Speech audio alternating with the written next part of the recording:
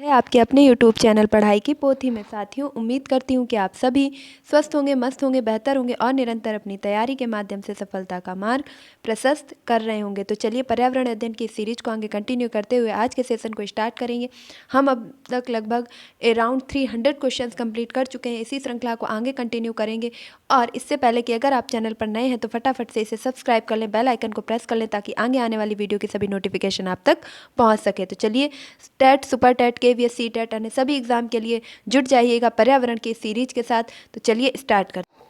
तो चलिए, हमेशा की परंपरा को जारी रखते हुए आज के सेशन को स्टार्ट करने से पहले हम देंगे अपने पिछले क्वेश्चन का आंसर। तो पिछले जो वीडियो में हमने अपना क्वेश्चन किया था वह किया था कि पारिस्थितिकी तंत्र की शब्द की प्रयोग सर्वप्रथम किसने किया था। तो पारिस्थितिकी तंत्र के शब्द का जो प्रयोग है वह सर्वप्रथम किया गया था किसके द्वारा। तो टांसले के द्वारा। कब किया गया था ये भी बता देंगे। तो टांसले के द्वारा, AG टांसले के द्वारा 1935 में सर्वप्रथम पारिस्थितिकी तंत्र शब्द का प्रयोग किया गया था। अगर आपसे पूछ लिया जाए कि सिर्फ पारिस्थितिकी, अगर उसमें तंत्र ना लगाया जाए, सिर्फ पारिस्थितिकी की बात की जाए, तो पारिस्थितिकी शब्द का प्रयोग सर्वप्रथम किसने किया था। ये किया था अर्नेस्ट हेकल ने। किसने किया था? अर्नेस्ट हेकल ने। और किस वर्ष अगर पूछा जाए किस वर्ष किया था, तो 1866 में। पर्यावरण के ये वह सभी महत्वपूर्ण प्रश्न हैं जो आपकी सभी टीचिंग एग्जाम के लिए छपने वाले हैं। तो हमारे जो क्वेश्चन का आंसर है वह है कि पारिस्थितिकी तंत्र शब्द का प्रयोग सर्वप्रथम किसने किया था? AG टांसले ने। और पारिस्थितिकी शब्द का प्रयोग सर्वप्रथम अर्नेस्ट हेकल के द्वारा 1866 में किया गया था।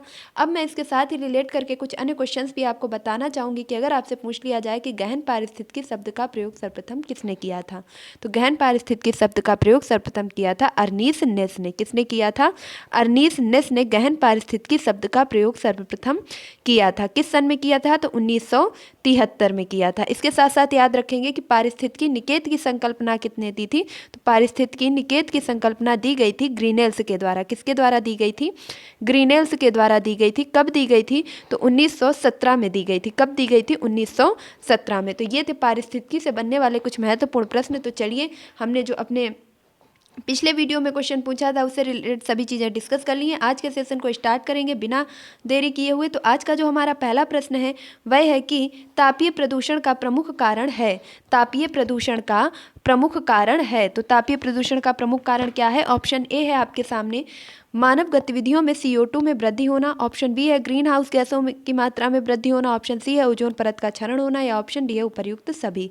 तो इस क्वेश्चन का राइट आंसर क्या होगा? आई होप आपने अभी तक अपने प्रश्न का सही उत्तर जरूर चयन कर लिया होगा। इस क्वेश्चन का राइट आंसर होगा ऑप्शन नंबर डी, यानी कि उपर्युक्त सभी सही है। तापीय प्रदूषण के कारण ये सारी ही घटनाएं देखने को मिलती हैं। अगला प्रश्न देखेंगे। नेक्स्ट क्वेश्चन है आपके सामने, अंतर्राष्ट्रीय भूमंडल जीव मंडल कार्यक्रम कब आरंभ किया गया था।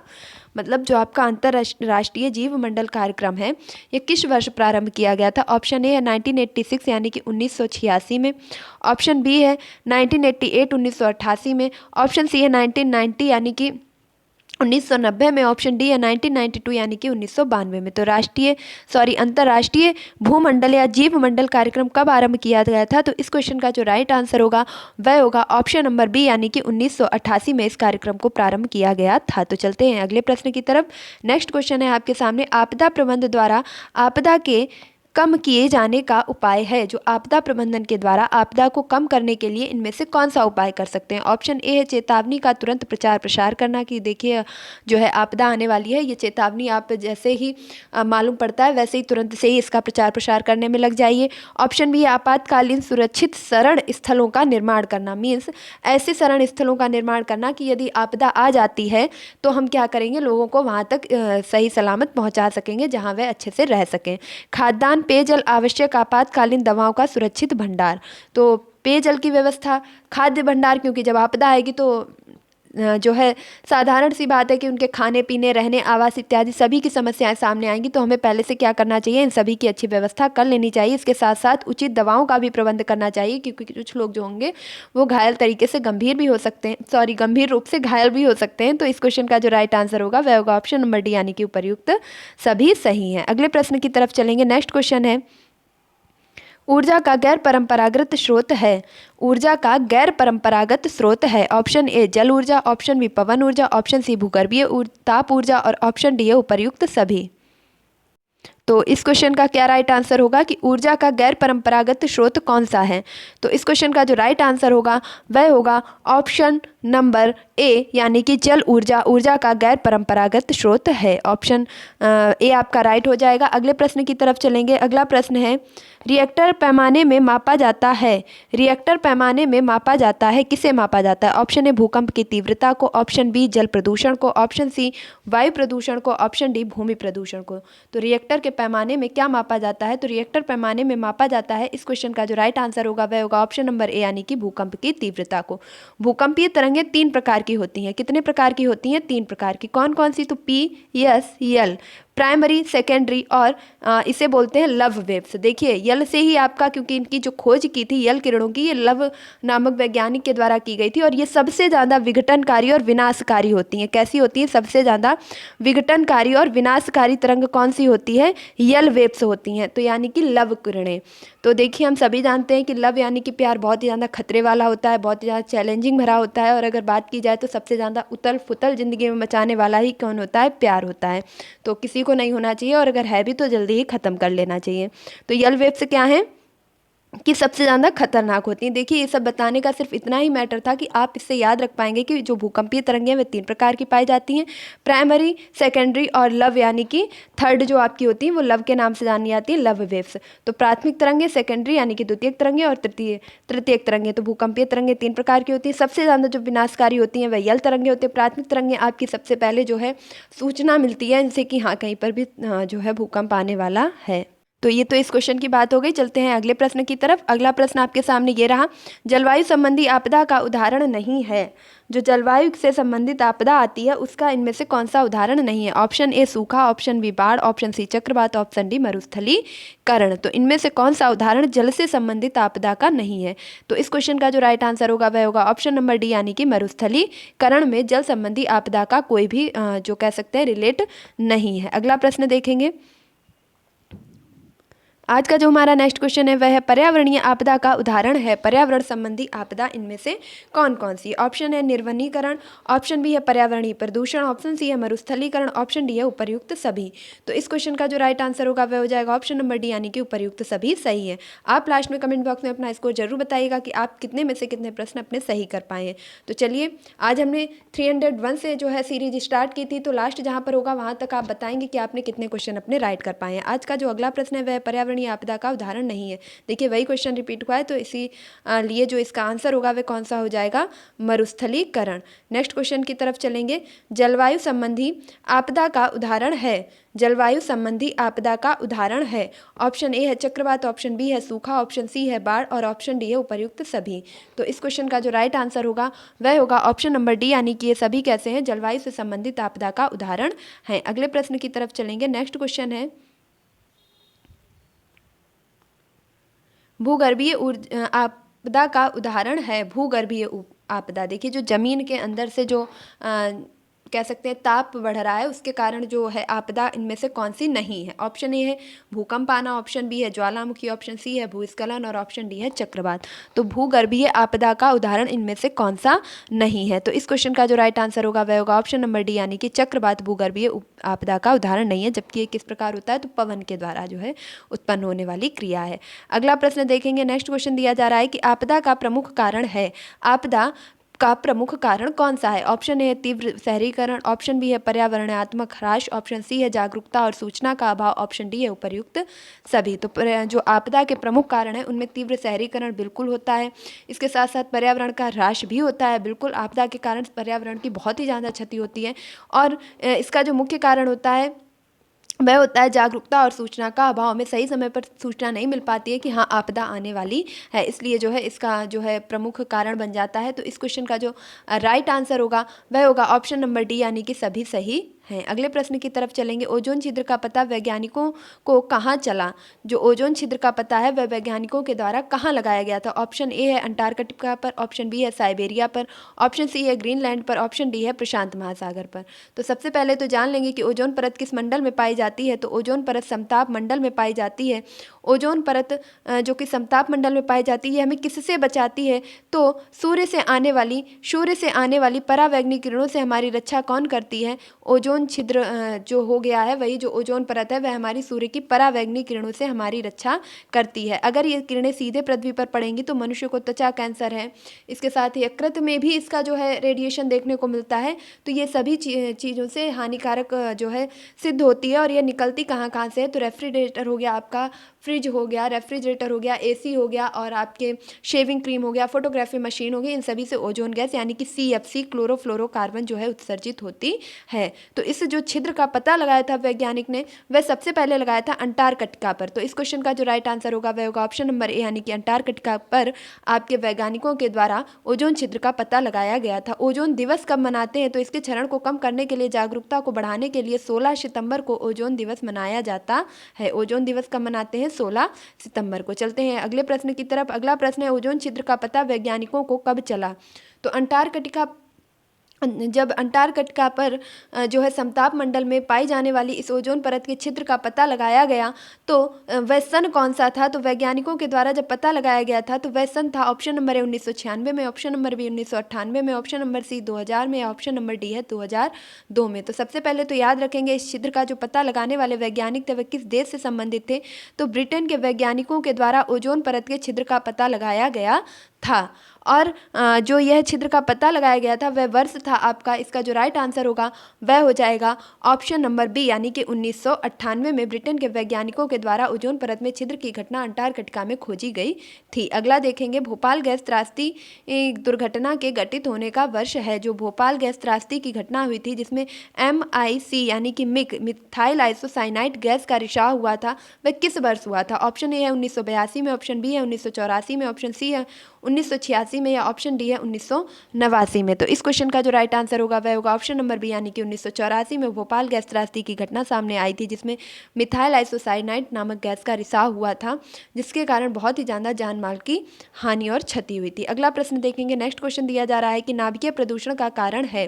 नाभिकीय प्रदूषण का कारण है ऑप्शन ए समस्थानिकों के उत्पादन के समय अपशिष्ट पदार्थ के रूप में, ऑप्शन बी है परमाणु शक्ति द्वारा विद्युत उत्पाद और संयंत्रों से, ऑप्शन सी है नाभिकीय रिएक्टरों से, ऑप्शन डी है उपर्युक्त सभी। तो जो नाभिकीय प्रदूषण का कारण है या जो नाभिकीय प्रदूषण है वह किन किन कारणों से उत्पन्न हो रहा है, तो समस्थानिकों के उत्पादक और अपशिष्ट पदार्थों के रूप में भी ये उत्पन्न हो रहा है, परमाणु शक्ति और विद्युत उत्पादन संयंत्रों से भी ये निकल रहा है, इसके साथ साथ ये नाभिकीय रिएक्टरों से भी निकल रहा है। तो इस क्वेश्चन का जो राइट आंसर होगा वह होगा ऑप्शन नंबर डी, यानी कि सभी सही है।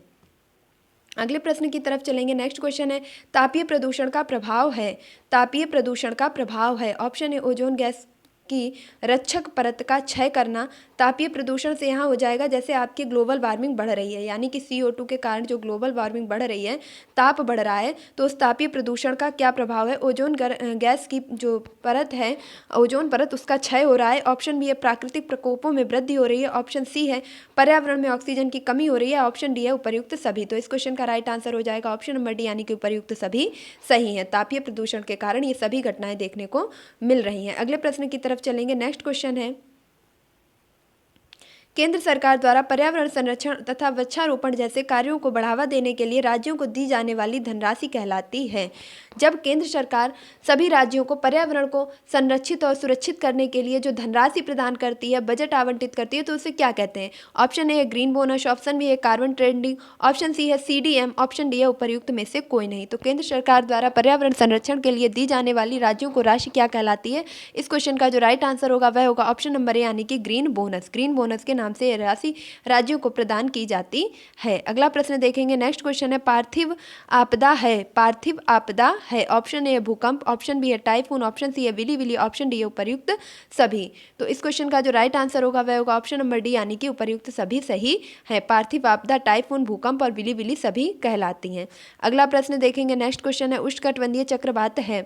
उष्णकटिबंधीय चक्रवात है, इनमें से कुछ चक्रवात दिए जा रहे हैं जो आपके इनमें से बताना है कि कौन सा उष्णकटिबंधीय है। ऑप्शन ए है हरिकेन, ऑप्शन बी है टाइफून, ऑप्शन सी है विली विली, या ऑप्शन डी है उपर्युक्त सभी। तो इस क्वेश्चन का जो राइट आंसर होगा वह हो जाएगा ऑप्शन नंबर डी, यानी कि सभी सही हैं। हरिकेन, विली विली, टाइफून ये सभी कैसी हैं, पार्थिव घटनाएं हैं, इसके साथ साथ ये सभी उष्णकटिबंधीय चक्रवात है। नेक्स्ट क्वेश्चन देखेंगे। अगला प्रश्न दिया जा रहा है प्राकृतिक आपदा प्रबंधन का चरण है।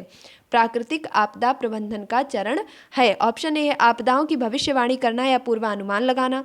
यदि आपको प्राकृतिक आपदा का प्रबंध करना है तो उसके लिए आप क्या करेंगे कि आपदाओं की भविष्यवाणी करेंगे और उनका पूर्वानुमान लगाएंगे। बिल्कुल ऑप्शन बी है आपदा के आने के बाद तुरंत राहत सामग्री पहुंचा देना। बिल्कुल जैसे ही आपदा आएगी उसके तुरंत बाद ही आप राहत सामग्री, दवाएं, किट वगैरह जो है वहां पर पहुंचा देंगे। ऑप्शन सी है आपदाओं की रोकथाम के उपाय करना। किस कारण से आपदा आई है, बाढ़ आई है तो वहां पे जो है पानी का निकास करना, पानी को कम करना, लोगों को सुरक्षित स्थान पर पहुंचाना, या सूखा हो गया है तो उसकी वजह से आपदा आई है, किस प्रकार की आपदा है तो उससे संबंधित रोकथाम के उपाय करना, या उपर्युक्त सभी। तो इस क्वेश्चन का राइट आंसर होगा उपर्युक्त सभी सही है। अगला प्रश्न देखेंगे, प्राकृतिक आपदा प्रबंधन के चरण हैं। जो प्राकृतिक आपदा का प्रबंधन किया जाता है उसके कितने चरण हैं? ऑप्शन ए है 2 चरण है, ऑप्शन बी है 3 चरण है, ऑप्शन सी है 4 चरण है, या ऑप्शन डी है 5 चरण है। तो प्राकृतिक आपदा का प्रबंधन करने के लिए जो चरण बताए गए हैं इनमें आपका जो राइट आंसर होगा वह हो जाएगा ऑप्शन नंबर बी, यानी कि 3 चरण बताए गए हैं। अगला प्रश्न देखेंगे, भारत में हाथियों के संरक्षण हेतु हाथी परियोजना का शुभारंभ किया गया था। देखिए बस 2 से 3 क्वेश्चन और लूंगी और उसके बाद आपका वीडियो एंड हो जाएगा। नेक्स्ट वीडियो में आगे के प्रश्नों पर चर्चा करूंगी, इसलिए वीडियो को स्किप किए बिना अंत तक जरूर देखिएगा। हाथी परियोजना कह सकते हैं कि हाथियों के संरक्षण के लिए हाथी परियोजना का शुभारंभ कब किया गया था? ऑप्शन ए 1972 में, ऑप्शन बी है 1982 में, ऑप्शन सी है 1992 में, ऑप्शन डी है 2001 में। यहाँ 1972 में सही टिक लगा देख करके कई लोग कंफ्यूज हो जाएंगे और 1972 को झोंक देंगे, लेकिन ये आपका गलत है। इस क्वेश्चन का जो राइट आंसर होगा वह हो जाएगा 1992 में हाथी परियोजना आपकी लाई गई थी। 1992 में कौन सी परियोजना लाई गई थी? 1992 में हाथी प्रोजेक्ट आपका लाया गया था। 1973 में कौन सा लाया गया था? तो 1973 में लाया गया था टाइगर प्रोजेक्ट। याद रखेंगे टाइगर प्रोजेक्ट, चीतों को जो है संरक्षित करने के लिए टाइगर प्रोजेक्ट कब लाया गया था? 1973 में। 1972 में क्या लाया गया था? तो वन्य जीव संरक्षण अधिनियम। वन्य जीव संरक्षण अधिनियम कब लाया गया था? वर्ष 1972 में लाया गया था। तो अगले प्रश्न की तरफ चलेंगे और आज का जो थर्ड लास्ट क्वेश्चन होगा वह शहरी व औद्योगिक क्षेत्रों, सड़कों के किनारे वृक्षारोपण किए जाने का कारण है। शहर में या किसी औद्योगिक क्षेत्र के किनारे जो सड़कों पर वृक्षारोपण किया जाता है उसका प्रमुख कारण क्या है? तो ऑप्शन ए है प्राकृतिक सौंदर्यता बढ़ाने के लिए, ऑप्शन बी है बहुमूल्य लकड़ी की प्राप्ति के लिए, ऑप्शन सी है तेज धूप से रक्षा करने के लिए, ऑप्शन डी है ध्वनि प्रदूषण को रोकने के लिए। तो देखिए प्राकृतिक सौंदर्यता तो वैसे भी बढ़नी है, आप सड़कों के किनारे लगाइए, पार्क में लगाइए, खेत में लगाइए, किसी भी जगह पर लगाइए। तो उसके लिए जरूरी ये नहीं है कि आप सड़कों के किनारे लगाएंगे, औद्योगिक इकाइयों के किनारे लगाएंगे तो ही प्राकृतिक सुंदरता बढ़ेगी। ऑप्शन बी है बहुमूल्य लकड़ी प्राप्त करना, कहीं भी पेड़ लगाओगे वहां से ही बहुमूल्य लकड़ी प्राप्त हो जाएगी। तेज धूप से रक्षा करना, बिल्कुल कोई भी पेड़ होगा तो वहां से हमें छाया तो प्राप्त होनी ही होनी है। और डी ऑप्शन हो जाएगा ध्वनि प्रदूषण को रोकना। तो इस क्वेश्चन का जो राइट आंसर होगा वह हो जाएगा ऑप्शन नंबर डी, यानी कि ध्वनि प्रदूषण को रोकने के लिए, क्योंकि इसकी जो पत्तियां होती हैं उनमें एक सघनता पाई जाती है जिसके कारण ये औद्योगिक इकाई में होने वाली ध्वनि प्रदूषण को रोक देती हैं, कम कर देती हैं, बहुत ज़्यादा विस्तारित नहीं होने देती हैं और इसके साथ साथ वहाँ की वायु को भी स्वच्छ रखती हैं। तो इस क्वेश्चन का राइट आंसर क्या होगा? ध्वनि प्रदूषण को रोकने के लिए औद्योगिक क्षेत्रों और सड़कों के किनारे क्या लगाया जाता है?